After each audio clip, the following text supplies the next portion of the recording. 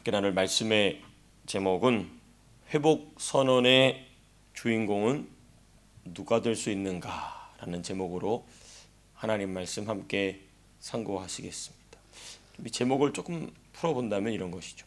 하나님이 선포하시는 회복 선언의 대상자, 주인공은 누가 될 수 있는가? 우리 사랑하는 성도님들이 다 되시기를 축복합니다.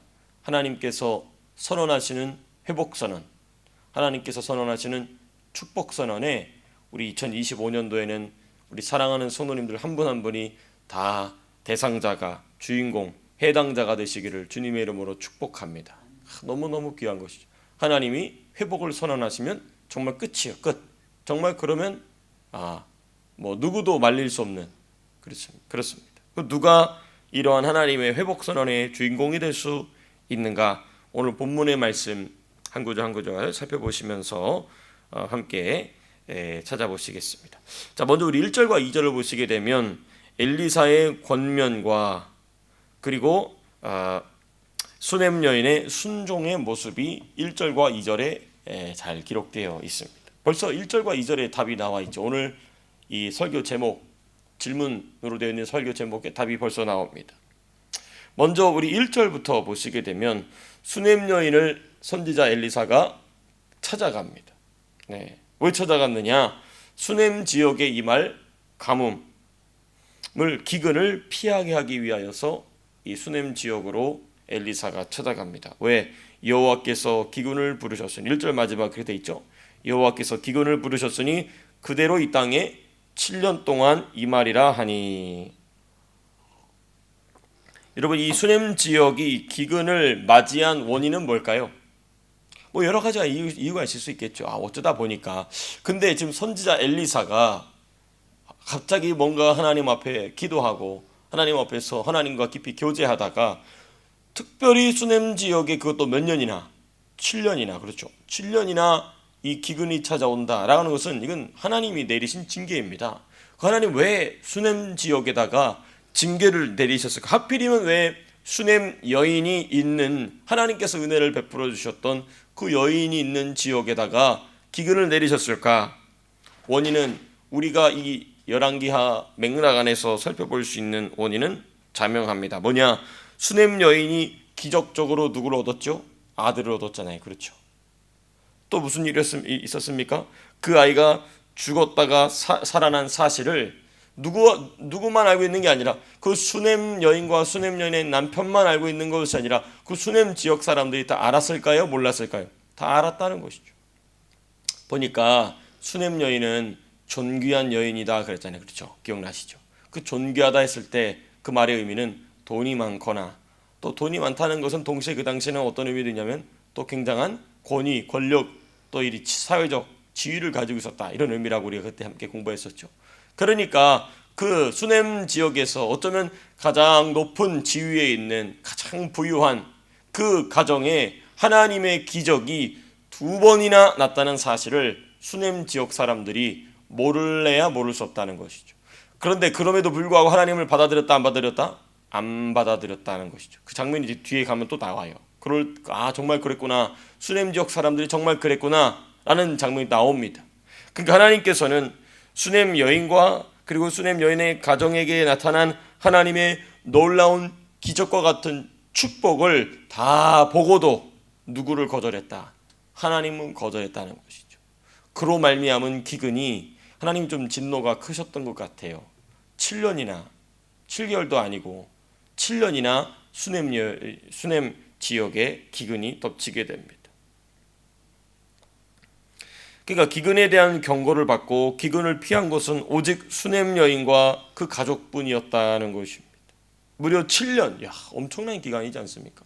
7년의 흉년은 하나님의 진노가 얼마나 큰지, 이 흉년 7년이 언제 왔냐면 애굽 생활할 때 보면 그 요셉이 총리를 했을 때 오지 않습니까? 그렇죠. 상당한 기간에 이 흉년이 찾아온 것입니다. 한편 수넴 여인은 자원하는 마음, 또 헌신하는 섬김으로, 이거 참 중요합니다. 자원하는 마음으로 그리고 헌신하는 섬김으로 누구를 섬겼습니까? 누구를 위하여 이 자원하는 마음으로 헌신했습니까? 바로 선지자 엘리사. 선지자 엘리사를 섬긴 일로 첫 번째, 기적같이 아들을 얻었어요. 정말 훌륭한 인품과 성품과 신앙을 가지고 있었던 부부에게, 야, 우리에게는 하나님이 자녀를 허락하시지 않겠구나. 하나님이 우리 조상들에게 대대로 물려주신 이 땅을 우리가 물려줄 사람 없이 그냥 우리는 이대로 죽겠구나. 그랬어요. 근데 뭐 그런 거 기대할 수도 없는 그런 연로한 나이였기 때문에, 그런데 아들을 얻게 되죠. 큰 축복이 임하게 된 것입니다. 이건 뭐냐? 하나님께서 자신들의 조상들에게 대대로 주셨던 그 중요한 약속의 땅을 물려줄 아들이 생겨났다 이것이죠. 또 두 번째, 아들의 죽음과 부활을 통하여 부활신앙으로 성장하게 됩니다. 그 아들은 더 했겠죠. 그 아들이 죽었다가 살아난 당사자니까. 그렇죠. 부활신앙으로 성장하였고, 이제는 하나님의 징계의 기간을 피할 길까지 경험하게 됩니다. 뭐 때문에? 자원하는 마음으로 헌신하여 섬겼기 때문에. 누구를? 하나님의 사람 선지자 엘리사를 섬겼기 때문에. 여러분, 이와 같이, 이게 참 중요합니다. 이와 같이 영적 세계의 질서를 아는 원수, 마귀, 사탄은 이러한 선지자와 성도의 관계, 현대로 본다면 목회자와 성도의 관계를 다 깨트려 버립니다. 마귀가 이걸 아는 거예요. 이 관계 안에서는 하나님이 크게 축복을 주시고 마귀가 크게 패배할 수밖에 없다는 것을 우리의 원수, 악한 마귀, 사탄은 걸 안다는 거예요. 그러니까 시대를 악하게 하여서 목회자다운 목회자가 없게 만들고, 또 성도다운 성도가 없게 만들어서 목회자 성도 관계라는 너무나 중요한 영적인 관계 자체가 형성되지 못하게 합니다. 그러니까 이 시대에는 이런 역사를 경험할 수가 없어요. 이 수냄 여인은 가만히 있다가 기근에 얻어맞을 뻔했는데 누가 와줘서? 선지자 엘리사가 찾아와줘서 기근에서 살아나잖아요. 그렇죠. 이런 일이 일어나지가 않는 것입니다. 왜? 마귀의 역사가 너무나도 효과적으로 현대 교회를 때리고 있는 것입니다. 그렇습니다. 여러분, 그러나 선지자 엘리사와 수냄 여인과 같은 그리스도 몸 안에서의 목회자와 성도의 관계, 목회자 성도 관계가 세워지면 하나님의 역사는 지금도 동일하게 일어나는 줄로 믿습니다. 저는 확신해요. 성경은 우리에게 그것을 분명히 오늘도 말해주고 있기 때문인 것이죠. 그래서 목회자는 목회자답게, 성도는 성도답게 각자의 위치에서 그리스도의 몸 안에서 서로 사랑함으로 권면하고 순종하는 이 관계가 너무너무 중요하다는 것입니다. 그래서 교회 안에서 세 가지 있지 않습니까? 첫째, 주일 성수, 기본. 두 번째, 11조, 기본. 그 다음 세 번째, 목회자와의 관계 가운데 순종. 마지막이 제일 어렵죠. 기본인데 기본. 근데 기본인데 한 축이 안 되니까 나머지 두 기둥이 세워졌어도 한 기둥이 세워져 있지 않으니 지붕이 제대로 올라설 수가 없겠죠. 이 신앙의 집에 지붕이 제대로 올라설 수 없게 되는 것이죠. 그렇습니다. 자, 그 다음 이제 우리가 2절을 봐야 됩니다. 수냄 여인의 순종입니다. 이 여인도 참 대단한 겁니다. 여러분, 사실 이 엘리사의 권면이라고 제가 표현했습니다만은 사실 1절 어디를 봐도 그건 권면이 아니에요. 일방적인 통보입니다. 통보. 명령의 명령 또는 지시. 마치 꼭 하나님께서 아브라함을 찾아오셔서 너는 본토와 친척과 아버지 집을 버리고 떠나라 라고 말씀하셨던 것처럼, 저는 그냥 이 말씀 보면서 그게 어떤 직접적인 연관성은 없는데 그냥 제가 이 말씀 보면서 엘리사가 야, 내가 이렇게 하나님 말씀을 받았는데 내가 틀릴 수도 있겠지만 아마 이렇게 될 것 같거든, 이렇게 얘기하는 게 아니고 너는 당장 일어나서 떠나라 이렇게 얘기하고 있어요. 이 명령이죠. 사실상 지시나 다름없습니다. 너는 일어나서 내 가족과 함께 거주할 만한 곳으로 가서 거주하라. 그리고 그 땅에 몇 년 동안 있다가 돌아오라 얘기합니까? 7년이에요. 7년. 여러분, 이 사실 엘리사의 권면은 명령이나 지시나 다름없었어요. 무슨 뭐 근거나 부연 설명도 없어요. 그냥 선지자 본인이 하나님 앞에서 받은 말씀이라는 것 외에는 어떠한 근거도 없었습니다. 그러니까 어느 누군가 들었을 때는 미친 소리 하고 있다 할 수밖에 없겠죠. 왜냐하면 차라리 이 수냄 여인이 전에 어떤 기적을 경험했던 그 과부처럼 이 선지자 아내 있지 않습니까? 선지자가 일찍 죽어서 그렇게 된 그 선지자 아내처럼 가진 게 없는 거의 거지꼴이나 간신히 면하는 삶이라면 차라리 다른 지역으로 이동하는 게 어렵지 않았겠죠. 그렇죠? 그런데 이 수넴 여인은 상당한 재산이 있었는데 그걸 놓고 아니 지금 무슨 뭐 가뭄이 온다고 뭐 그러시나? 근데 그거를 놓고 그거를 다 버려서 가산을 다 정리해서 거기를 떠난다는 게 이것도 참 제정신으로서는 할 수 없는 일인 것입니다. 그저 선지자가 와서 하나님이 받은 하나님께서 하신 뭐 하나님께서 주신 말씀이다 이런 얘기도 안 해요. 그냥 기근이 오니까 당장 여기를 떠나라. 7년 동안 떠나 있다가 돌아와라. 그 말에 뭐 합니까? 그대로 순종했다는 거예요. 수넴 여인은 지체하지 않고 가산을 정리하여서 가족과 함께 블레셋으로 이주합니다. 그러니까 여러분 이게 뭐냐? 이게 마귀가 제일 무서워하는 그리스도인의 관계입니다. 바로 목회자와 성도의 관계가 이렇게 뭉쳐 있는 거 마귀가 제일 무서워. 어떻게 비집고 들어갈 틈이 없어. 그렇지 않습니까? 선지자 엘리사가 경고한 기근은 분명히 하나님이 허용한 것이지만은 그거 와서 실천하는 건 누구입니까? 마귀죠. 정당하게 마귀가 계속 하나님 앞에 뭐 한 거냐면 이 검찰들이 계속해서 어느 한 사람을 계속 재판장에게 이렇게 이 고소를 하는 거예요. 그러면 공의로우신 재판장이신 하나님은 그 정당한 고소를 외면하시지 않으신다는 것이죠. 왜? 공의로우신 분이시기 때문에 그 공의를 펼치시기 위하여서 마귀의 그 고소를 받으셔서 허용하신다는 것입니다. 대신 그 기한은 7년이야. 이건 하나님 정하시죠. 그때의 그 상황을 피할 수 있도록 하나님께서 도와주신 자가 하나님께서 은혜를 주신 자가 누구냐? 바로 이 수넴 여인이었다는 것입니다. 왜? 이 말씀에 그대로 순종하기. 선지자 엘리사가 와서 한 그 말을 그대로 순종했다는 것이죠. 여러분 이 엄청난 일은 오직 선지자의 말 한마디 말고는 어떠한 근거가 없는 일이었어요. 그런데 이 수넴 여인이 얼마나 선지자 엘리사의 말을 믿었든지 그대로 다 싹 정리해서 그것도 블레셋으로 넘어갑니다. 여러분 7개월도 아니고 7년을 그렇게 됐다는 것이죠. 그런데 여러분 아니나 다를까 해가 바뀌자마자 선지자 엘리사의 말대로 기근이 와서 수넴 지역을 와서 때리는데 어마어마한 대기근이 발생하게 됩니다. 그렇고 그렇게 해서 7년을 보내고 돌아오는 장면이 이제 3절에서부터 6절. 이게 7년이 차니까 그러니까 수넴 여인은 7년 동안 내내 누가 해준 말씀을 기억하고 있던 겁니까? 선지자 엘리사가 집요한 여인, 대단한 여인입니다. 그렇습니다. 그 7년의 기간 동안 하나님의 사람 선지자 엘리사가 전해준 그 말씀을 잊지 않고 그것을 계속 붙잡고 있다가 7년째 되는 해에 7년이 다 끝나가는데도 아직도 기근이 있을 거 아니에요. 그렇죠? 그러면 그 8년째 되는 해에 기근이 끝난다는 보장이 있어요? 없어요? 없어요. 그런데 또 믿음으로 뭐 하는 겁니까? 돌아가는 거예요. 그러니까 여러분 떠나는 것도 믿음으로 떠났지만 여러분 돌아오는 것도 믿음으로 돌아와야 됩니다. 그렇지 않습니까? 그 8년째 해에 기근이 안 날이라는 보장이 어디 있어요? 그런데 지금 기근은 안 난다, 기근이 끝난다라는 유일한 보장은 오직 선지자 엘리사가 해준 말밖에 없어요. 근데 그 말 이제 또 가족과 함께 돌아옵니다. 이때 사건이 발생하죠. 무슨 사건이 발생하냐?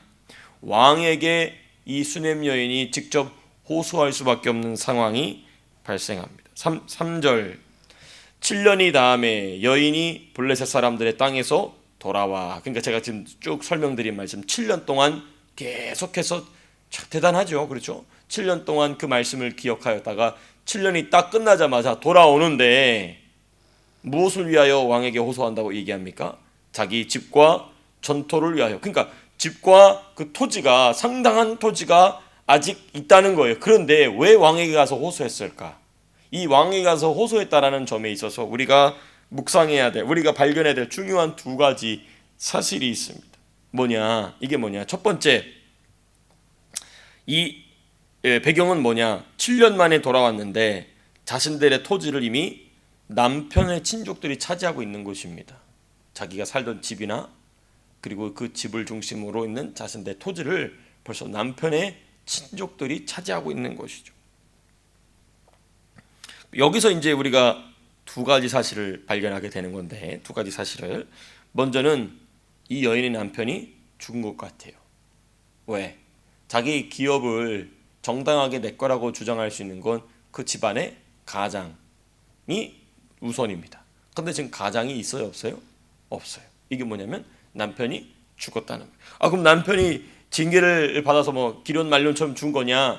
그게 아니고, 애당초 이 수넴 여인의 남편은 게하시가 선지자 엘리사에게 했던 말을 보면 그 남편이 나이가 많아, 이런 말 기억나시죠? 그러니까 이미 연로했던 것이죠. 그런데 그 7년의 기간 동안 타지에서 아마 죽었던 것 같아요. 그게 뭐 하나님의 징계다라고 볼 수는 없습니다. 나이가 많았기 때문에, 이 나이가 많았다는 말씀 자체가 있었기 때문에 우리가 전에, 그러니까 이 여인의 남편이 죽은 것으로 보인다는 점입니다. 예. 왜냐하면 호소를 여인이 하고 있고 남편이 하고 있으면 또 남편의 나이가 본래 많았기 때문이죠. 두 번째 사실 발견할 수 있는 건 뭐냐? 남편의 친족들이 물러나지 않았다는 거예요. 아니, 본인들이 알 거 아니에요. 이 땅이 원래 자기 친족인 수넴 여인의 남편의 땅이라는 사실을 알 거 아니에요. 그렇죠? 그럼 수넴 여인이 7년 동안 다른 지역에 갔다가 돌아왔으면 다른 어떠한 이유 없이, 야, 우리가 7년 동안 관리를 했어, 그거에 대한 목만 우리에게 주면 되고, 여기 당연히 이거는 너의 집이고 너의 땅이야, 당연히 이렇게 해야 되잖아요. 근데 그렇게 하지 않았다는 거예요. 분명히 이 수넴 여인이 누구도 있었습니까? 아들도 있었단 말이에요. 그 아들이 그 땅을 물려받아야 되는 게 당연히, 그런데 이 친족들이 안 물러가고 있는 거예요. 그러니까 우리 아까 전에 왜 수넴 지역에 하나님의 이 징계로서의 기근이 강타했는가? 답이 나오죠. 수넴 여인의 남편 친족들이 본인들이 경험했으면서, 그 수넴 여인의 남편은 절대로 아들을 가질 수 없는 그런 노년의 나이였는데 아들이 생기고 그 아들이 죽었다가 살아나는 그 기적을 경험했다는 것을 그 수넴 지역 사람들뿐만 아니라 수넴 지역에 살고 있는 수넴 여인의 남편의 친족들도 분명히 알았는데, 지금 이 사람들이 하는 행위를 보면 너무나도 악하죠. 그렇습니다. 그러니까 이 친족들은 수넴 지역에 7년 동안 가뭄으로 얻어맞았는데도 불구하고 바뀌었다 안 바뀌었다? 하나도 안 바뀌었다 하는 것이죠. 그렇습니다. 예, 그렇습니다. 여전히 완고하고 악한 모습을 여실히 보여주고 있다는 것입니다. 그렇습니다. 그렇기 때문에 이 여인은 본인이 직접 왕궁에까지 찾아가서 호소하지 않으면 안 될 상황에 내몰리게 된 것입니다. 이때 하나님의 역사가 일어나게 됩니다. 이 게하시가 다시 등장하는데요, 이 부분에 대한 말씀은 나중에 기회가 되면 또 우리가 살펴볼 텐데요. 게하시 문둥병 걸려가지고 나갔잖아요. 그렇죠? 어떻게 게하시가 돌아왔을까? 이거 성경의 난제. 근데 이제 미국의 어떤 목사님은 어떻게 해석하느냐? 그 왕궁이 아니라 그 사마리아 성문에 그 4명의 정말 절친 있지 않습니까? 네, 사총사, 문둥병자 사총사, 그 중에 대장이 게하셨을 것이다. 왜 이렇게 추론한 것이죠. 그래서 그렇게 문둥병자로, 한센병자로 이렇게 있다가 이 아람 군대가 떠나고 나서 그때 말하는 사람, 야, 우리가 이러면 안 된다, 좋은 소식을 왕궁으로 가서 우리의 성읍으로 돌아서 전해야 된다 라는 것 때문에 하나님이 은혜를 주셔서 회복시켜 주신 것 아니겠는가. 그래서 오늘 본문을 보면 4절에 이런 말씀이 있어요. 그 여인이 왕궁에 와서 자기의 집과 전토를 회복하기를 위해서 왕에게 호소하려고 왕궁에 왔을 때, 그때 마침 게하시가 왕에게 이런 얘기를 합니다. 4절 보시면, 그때 왕이 하나님의 사람의 사환 게하시와 서로 말하여 이르되 너는 엘리사가 행한 모든 큰 일을 내게 설명하라 하니. 그리고 5절에 게하시가 곧 엘리사가 죽은 자를 다시 살린 일을 왕에게 이야기할 때에 누가 등장한 거예요? 그 수넴 여인이 등장한 겁니다. 그러니까 만약에 게하시가 여전히 문둥병이 있으면 데리고 있을 수 있어요, 없어요? 불가능하죠. 그렇죠? 근데 지금 문둥병이 없어진 거거든요. 그렇지 않습니까? 그래서 추론하기는 그때 왕궁에 와가지고 그 이 아람 나라 군대가 도망갔다라는 소식을 전한 거가 누구겠느냐? 합리적인 추론이죠. 그죠? 근데 그렇다고 내가 말할 수는 없어. 뭐 성경이 명시적으로 그걸 이야기하고 있지 않기 때문에. 근데 상당히 흥미있는 추론이에요. 흥미있는 추론. 예, 흥미있는 재미있는 추론이에요. 그렇지 않습니까? 막 완전히 아니라고도 말할 수 없잖아요. 그렇죠? 또 그렇다고 그게 또 맞다고 얘기하기도 어렵고. 근데 왕이 이 나병 환자를 자기 옆에 데리고 있으면서 선지에 물어봤다. 그거 말이 안 되잖아요. 왕이 문둥병 걸리면 어떡하려고. 그렇지 않습니까? 어찌되었든 본문으로 좀 돌아와서, 그래서 그 내용은 여기서 우리가 따로 공부하면 너무 설교가 길어져서 안 돼서 그건 이제 나중에 기회가 되면 공부하도록 하고요. 우리 4절에서 또 6절까지 보시게 되면 게하시가 증언합니다. 이 여인의 말이 맞습니다. 내가 지금 왕에게 방금 말씀드린 그 우리 선지자 엘리사가 행한 죽은 자를 다시 살린 일에 해당자가 바로 저 여인의 아들입니다 라고 증언해 줍니다. 그리고 6절, 우리 6절 같이 함께 읽겠습니다. 6절 말씀 너무너무 중요한 말씀. 오늘 우리가 함께 살펴봐야 될 핵심령인 하나님이 선포하시는 회복이 무엇인가. 우리 6절 같이 읽겠습니다. 시작. 왕이 그 여인에게 물음에 여인이 설명한지라. 왕이 그를 위하여 한 관리를 임명하여 이르되 이 여인에게 속한 모든 것과 이 땅에서 떠날 때부터 이제까지 그의 밭의 소출을 다 돌려주라 하였더라. 아멘. 여러분, 이 6절에 기록된 왕의 선언은, 이 왕은 형편없는 왕이지만 이 선언의 모습을 두고, 이 선언만 두고 보면 이거는 누가 하실 선언이냐? 하나님께서 성도들에게 최종적으로 선언해 주실 회복 선언인 줄로 믿습니다. 그 예표예요, 예표. 근데 어떤 성도들이냐, 이게 중요하겠죠. 여러분, 정말 좀 잔인한 말씀일 수도 있겠지만 이 선언에 모든 성도들이 다 해당되지는 않습니다. 지옥 간다는 얘기는 아니에요. 천국은 가는데 이 말씀에 100% 해당하는 사람은 많지 않을 것입니다. 그 많지 않지만 우리 교회 성도님들은 다 그 안에 들어가게 될 줄로 믿습니다. 왜? 목사가 막 순종 안 하면은 내가 너를 저주해버리겠다 이런 표정으로 쳐다보니까 우리 성도님들 또 신실하게 순종해 주시잖아요. 그렇죠? 아멘을 안 하지. 그렇습니다. 어찌됐든 어떤 성도들에게 이러한 하나님의 최종적 회복의 선언이 선포되느냐? 목회자를 통하여. 다른 길 없습니다. 뭐 다른 순종도 다 있겠죠. 또 자의적 열심을 통한 그런 것도 다 있겠죠. 근데 어쨌든 가장 중요한 관계가 뭐냐? 목회자와 성도의 관계 안에서 하나님이 하신 말씀에 온전히 순종하여. 그 근거가 뭐예요, 목사님? 나 납득이 안 됩니다. 이렇게 하지 않고 하나님이 목사님을 통하여, 목회자를 통하여 나에게 이런 말씀을 주셨구나. 아멘, 순종하겠습니다. 그러면 당연히 뭐가 일어날까요? 이 수넴 여인처럼 손해가 일어나겠죠. 그 어마어마한 토지와 가산을 다 놓고 그 자리를 떠나야 되는 엄청난 손해가 일어나잖아요. 그렇죠?